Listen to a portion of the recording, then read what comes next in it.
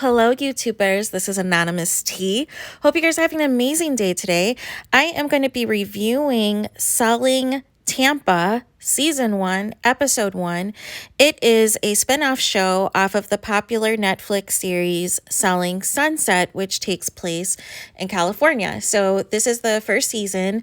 It features an all-black female cast who are all realtors who are basically selling multi-million-dollar homes in Tampa, and in some of the other outskirts of other parts of Florida.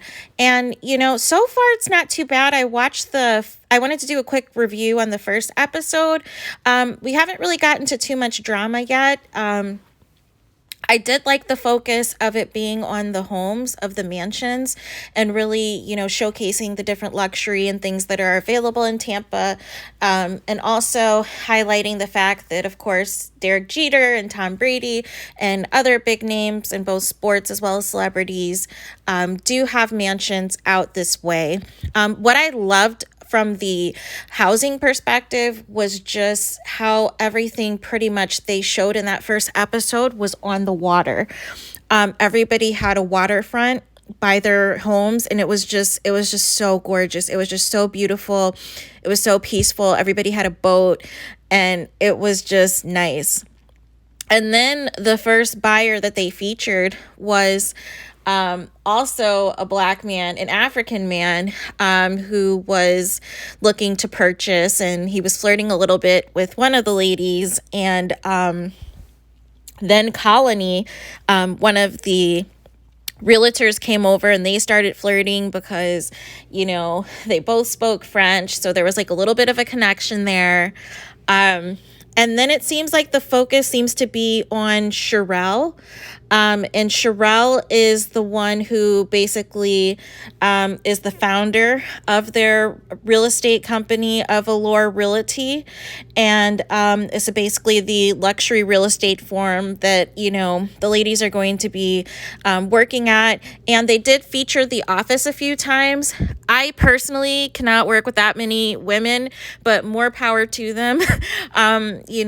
It really sounds like everybody kind of, with being in that space of real estate, you can kind of also make your own schedule and do your own thing and everything else. Next was Joanna, and she is recently married, has been married for 5 years, and basically told a story on how her husband, when he first proposed, she didn't like the ring size and told him to get her a different ring, a bigger ring, and he was upset about it at first and then ended up doing it. So, and then they don't have any kids together. She just has like a 22-year-old.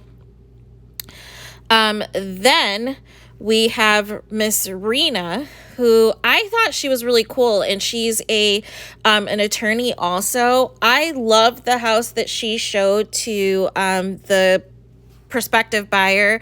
It looked like a very nice open floor plan for a ranch that also led out in the back to the water, and it was just incredible. I loved everything about it because I think what I loved was that it wasn't too gaudy. It wasn't too expensive. It still had, a good amount of square footage, but it wasn't over the top, and it was only $1 million. So it wasn't anything that was like $7 or $8 or $9 million, and you have like 1 million rooms in the house.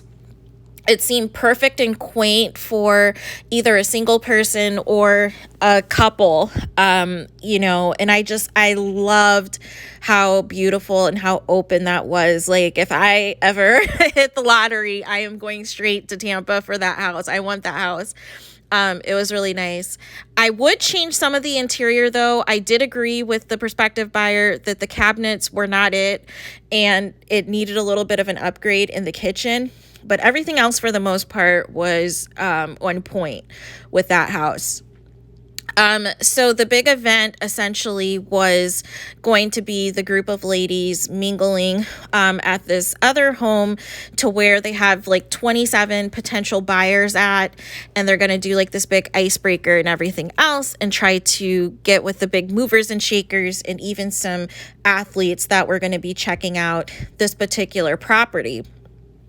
Prior to that, we also had one of the ladies, and you'll have to forgive me, this is the first episode, so I do not know everybody's names yet by heart. I will say that is one thing I did not like about the first episode, was I felt like some ladies had introductions to where I can kind of connect, I can kind of figure out who it was.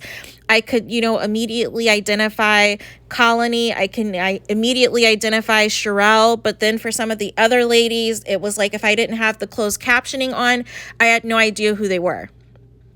Or unless the other lady said their name. So I felt like they could have did a better job with the introductions. So that way you were doing a better job of introducing the viewer to everybody in the cast. And I felt like they spotlighted a few people, and then kind of the rest of the show was kind of like a free-for-all in terms of the other ladies. And you featured the other ladies when they were interacting with who you felt were the quote-unquote main characters, which it seems to be mainly Colony and Sherelle, is what my takeaway was, at least from the first episode, because I felt like I saw them the most. And so that was essentially that. That was one gripe that I had, because I was like, well, how am I supposed to know all these people? And we're doing all of this, back and forth. And then it was interesting because a couple of the realtors who are single are looking for, this opportunity to essentially pick up a guy or pick up a multimillionaire at one of these events.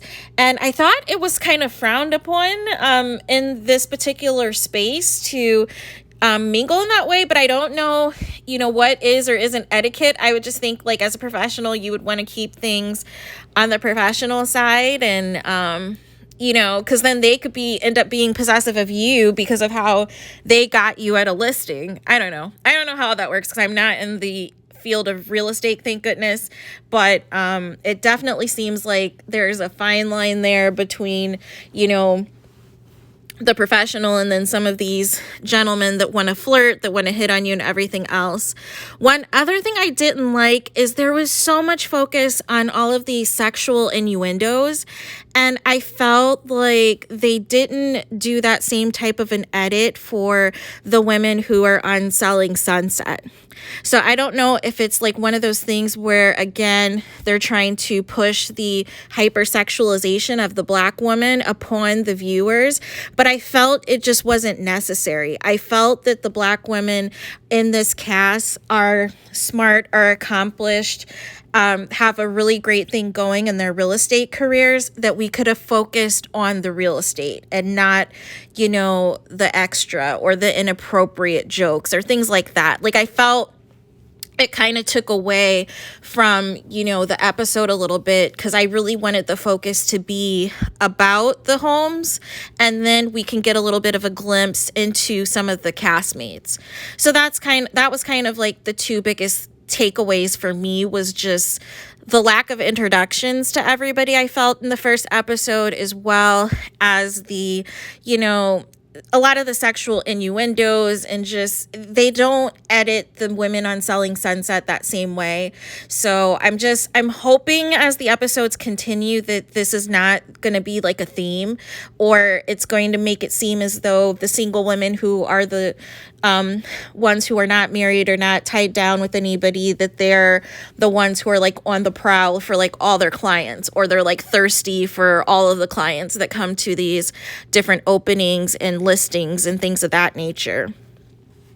And then also one of the ladies, I want to say it's Sherelle, is involved with Chad Johnson, and basically said that she slid into his DMs, and if of course, you'll know Chad Johnson famously played for the Cincinnati Bengals in the NFL, and he famously was previously married to Evelyn Lozada of Basketball Wives, and they had that headbutting incident, which ended up, basically effectively ending Chad Johnson's NFL career, and ultimately they had split up. So, and it was interesting because, she basically said that they have like a 3-hour long distance relationship or whatever. And, I don't know, like it feels like they're together all the time, at least based off of the Instagram. But she literally said she liked a comment of his, and like he literally, he replies, I guess, instantly to people, and she slid into the DMs, and the rest is history. And she said they were together for 2 years, off and on. And of those 2 years, they've had 9 solid months together. So make of that what you will. And then there was another lady who said that she had been with her significant other for 5 years, and she did not want him to propose, and that if he did propose, it had to be something grand. And those situations I'm kind of skeptical about, because you'll see time and time again that these couples that are together for 8, 9, and 10 years with no ring in sight, if they do end up getting married, it usually ends in a quick divorce, that the marriage lasts a lot less longer than what they did all of the years that they had put into this relationship. And all the time I can surmise in those situations is somebody in that relationship is looking for something better. However, they're enjoying the comforts of what everything has brought to the relationship up until that point. So there's also not in a hurry to leave unless there is somebody who ends up blowing them away. But then for whatever reason, because they knew the red flags that were preventing them from proposing or wanting to marry this person in the first place, that they always kind of were on this, okay, I'll wait till the person I want comes along, or I'll wait till the person who I deem is better. And, then I could just marry them in 6 months. But they still end up going through with these marriages in the event that they feel pressure by family or friends, or, everybody's, bugging them and this and that. But then they get married and everything just falls apart because the red flags didn't go away, when you were dating. So, I don't know. It was just kind of weird because it was like, well, who wouldn't want to be engaged? I don't know. Maybe they're just comfortable being boyfriend and girlfriend. I mean, which could be a thing too. I mean, who knows anymore? Then also one of the ladies, it was actually really sad. Her mom's house burned down, and, essentially everything was destroyed. And, she had called her stepfather, and, he was just very panicked and everything else. But at least, the parents were safe and nothing, to them was of harm. It was just unfortunate that they lost literally everything. So that was kind of sad. They didn't really follow up in terms of like what happened or what actually caused the fire, but just that she had heard from somebody that her parents' house had caught on fire, but didn't know like the specifics or thought that it was a joke. And then she had got the confirmation once she had spoke to her stepfather that indeed happened. And then really after that, it showed a couple of the ladies going shopping for, this real estate event, and, trying to look a certain way, I guess, to attract some of these rich men, versus just being focused in on the listing and trying to get people, who are going to potentially buy this mansion. And so then we fast forward over to the big event where it's the big reveal of these 27 or so interested prospective clients that are going to purchase this mansion. And then it's like a little mix of everybody. You have some of your older white rich men, you have some of your athletes, you have a little bit of everybody kind of intermingling at this event. And I guess the big drama was there was this picture of all of the women who work for Allure Realty, and the person who was missing from this picture. You know, I guess they're claiming it is because she didn't have on the right attire, but I felt bad for Rena because she made it seem as though like maybe she had on the wrong color shoes, or that it wasn't because she was fully in uniform that was considered quote unquote neutral. So essentially she wasn't a part of the shoot and she was missing. So they were like trying to make that a thing, and trying to make that, I guess, the drama of the episode, but it kind of just fell flat for me because I'm like, who cares? Like, I mean, I'm sure she obviously wanted to be a part of this picture, but it also seems very petty if the reason she's not in the picture is because she had on black shoes. Like, let's come on now. And, you know, was she really a neutral and they just didn't like the look, or what was really the real thing behind that? And are they going to do another photo shoot so that she is included? Because it sounds like she makes power moves and has made, you know, some good money for the company as well. So just saying. But other than that, I love the views of Tampa. I've been to Tampa before. It seems like the part that they're focusing on is not the part that I was frequently at, but I'm very familiar with some of the areas on the water. So I'm very curious to see what, you know, they have in store for us for this season. And I will continue to do some more reviews and, you know, discuss a lot more episodes and see kind of where this season takes us. But I am, you know, obviously going to support this because it's very nice to see finally that we are seeing more Black women and minorities being featured on real estate shows, because it seems as though like really HGTV and Bravo had, you know, the real estate shows on lock. And I think Now Own in January is coming out with a Black show featuring minority realtors, in addition to this Selling Tampa. So I think this has a potential to be a big hit. It's already number 3 in the US in terms of the top 10 shows that people are watching. So I feel like that's a great sign too, to start off right at the gate, you know, being in the top 10 and, you know, per word of mouth, that this could be a really big hit globally. So I am going to definitely continue to tune in. I definitely want to support the show, and I will continue to do reviews for the rest of the episodes. I really just kind of wanted to get a quick video out of the way first to, you know, kind of just give a detailed analysis of just some things that I had picked up on in the first episode that I was kind of like, and then other things I was like, yay, and then other things I was like, okay, we'll see where this goes. But you know, other than that, I think it has potential to, you know, definitely be a success. So I am excited for that. And I don't know if they'll do like some type of crossover event, you know, with interacting with some of the Selling Sunset crew as well. I mean, you never know. So I guess we'll see about that. We'll see what happens with that.